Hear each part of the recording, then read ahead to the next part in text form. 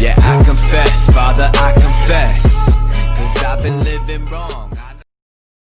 안녕하십니까, 크블코트입니다. 이번 시즌 코로나로 인해 키가 크고 레벨이 높은 외국 선수들이 KBL을 찾았다는 평가가 많습니다. 그러면서 상대적으로 키가 작은 라거나 선수의 경쟁력에 대한 의문을 던지는 분들이 많았는데요. 하지만 저는 전혀 라거나 선수가 걱정되지 않습니다. 분명히 키에서 오는 신체적 불리함은 있지만 그것을 극복할 만한 라거나 선수의 장점들이 있다고 생각하기 때문입니다. 제가 왜 이렇게 생각하는지 지금부터 말씀드리겠습니다.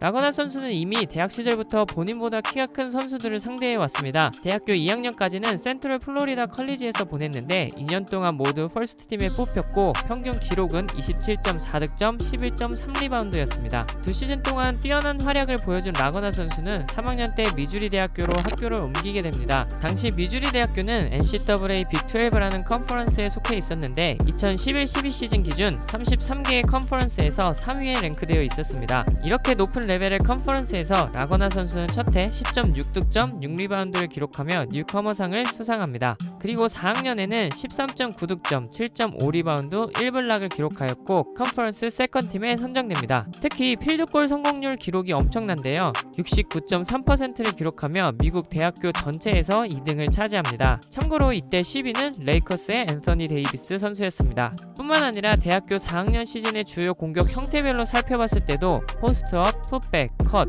픽앤롤, 트랜지션 중 풋백 득점 외에는 성공률이 모두 상위 10% 안에 속해 있었습니다. 제가 KBL에 들어온 외국 선수들의 데이터를 봐왔지만 이 정도 수준의 데이터는 없었던 것 같습니다. 물론 약점도 있었습니다. 당시 득점은 대부분 골밑에서 이루어졌고 미드레인지 득점은 거의 없었으며 기술적으로 뛰어나 보이지 않았습니다. 그렇기 때문에 당연히 공격의 옵션이 제한적일 수밖에 없었습니다. 뿐만 아니라 상대적으로 작은 키와 운동 능력으로 인해 수비에서 약점이 많다는 스카우팅 리포트들도 있었습니다. 이런 부분이 NBA에 선발되지 않았던 이유라고 생각하는데요. 2012년 NBA 드래프트를 예측한 한 사이트의 랭킹을 보면 라거나 선수는 87위였습니다. 참고로 같은 해의 드래프트 동기인 마이애미 히트의 잭 크라우더는 74위였고 전자랜드의 헨리 심스는 56위였습니다. 단순 비교는 어렵지만 이번 시즌 KBL에 들어온 선수들의 순위를 살펴보면 현대모비스 쇼롱 선수는 91위, 같은 팀 타일러 데이비스 선수는 71위, 삼성 아이제아 힉스 선수는 67위, DB 타이릭 존스 선수는 63위, 그리고 가장 높은 선수는 역시 KGC 얼클락 선수로 11위였습니다.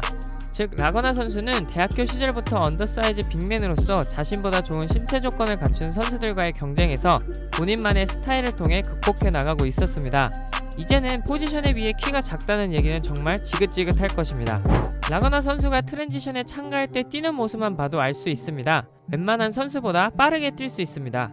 여기에 더해 엄청난 체력은 트랜지션 공격에서 강점을 보일 수 있는 요소가 됩니다. 센터 포지션의 경우 몸싸움도 힘들게 해야 하고 우리 팀 골밑에서 상대팀 골밑까지 왔다 갔다 하기 때문에 체력적으로 큰 부담이 될 수 있습니다. 하지만 라거나 선수는 웬만하면 지친 기색 없이 코트를 뛰어다닙니다. 뿐만 아니라 트랜지션에서 마무리 능력도 좋습니다. 왼손 오른손 가리지 않고 릴리즈 타이밍이 빠르며 어려운 각도에서도 득점을 만들어냅니다. 트랜지션에서는 10개 팀 외국 선수와 비교했을 때도 최고 선수 중에 한 명이라고 생각합니다. 라거나 선수의 힘은 우리나라를 거쳐간 외국 선수들의 혀를 내두를 정도입니다. 그리고 우리는 국제대회에서도 이미 이를 느낄 수 있었습니다. 특히 리투아니아 국가대표와의 경기에서 발렌슈나스와의 매치업 때 보면 알 수 있었습니다. 물론 1대1 수비에서는 발렌슈나스 선수를 막기 쉽지는 않았는데요. 하지만 농구는 팀 스포츠이고 KBL에는 발렌슈나스와 같은 레벨의 선수는 없습니다. 키가 큰 상대 선수라도 골밑의 자리를 쉽게 잡지 못하게 할 힘이 있기 때문에 전창진 감독님이 팀원들과 함께 할 수 있는 수비 전술들을 준비한다면 잘 대처할 수 있다고 봅니다. 공격에서도 키가 큰 상대로 불리한 부분이 분명히 있긴 있습니다. 솔직히 말해서 포스트 공격 기술이 엄청 뛰어난 선수는 아니라고 생각하기 때문인데요. 하지만 라거나 선수의 힘과 좋은 슈팅 능력은 이를 커버할 수 있다고 봅니다. 골밑에서는 힘으로 상대를 밀어서 공간을 만들 수 있습니다. 만약 골밑에서 어렵다면 미드레인지와 3점슛으로 대처할 수 있다고 봅니다. 지난 시즌도 키가 큰 상대로는 미드레인지 경기를 자주 하는 모습을 보였습니다. 우리나라 대부분의 센터 포지션의 외국 선수들과 국내 선수들은 수비 범위가 넓지 않고 가로 수비가 뛰어나지 않기 때문에 라거나 선수가 이를 이용한다면 여전히 승산이 있다고 봅니다. 시즌 초 인터뷰를 보면 농구는 농구다 라고 많은 외국 선수들이 이야기하며 자신감을 보여줍니다. 하지만 우리나라 특유의 수비 전술들과 스타일에 적응 못하고 떠나거나 성공을 거두지 못한 외국 선수들도 많습니다. 그러나 라거나 선수는 이미 8시즌을 우리나라에서 뛰었고 국가대표로도 함께하고 있습니다. 기록을 봐도 14-15시즌부터 6년 연속 평균 기록이 더블입니다. 이러한 경험은 분명히 다른 외국 선수들에 비해 엄청 큰 강점이라고 생각합니다. 심판 콜에 예민하고 멘탈이 약한 부분, 아쉬운 패싱 능력, 뛰어나지 않은 가로 수비와 세로 수비 등 분명 약점도 존재합니다. 특히 가장 약할 것이라고 생각하는 부분은 돌파와 슛이 가능한 빠른 외국 선수들을 외곽에서부터 수비를 해야 할 때라고 보는데요. 1대1로는 쉽지 않다고 생각합니다. 하지만 앞서 말씀드린 것처럼 이런 약점은 전술로 어느 정도 커버할 수 있는 부분이기 때문에 이번 시즌도 자신이 가진 강점을 이용하여 좋은 모습을 보여주지 않을까 예상해 봅니다.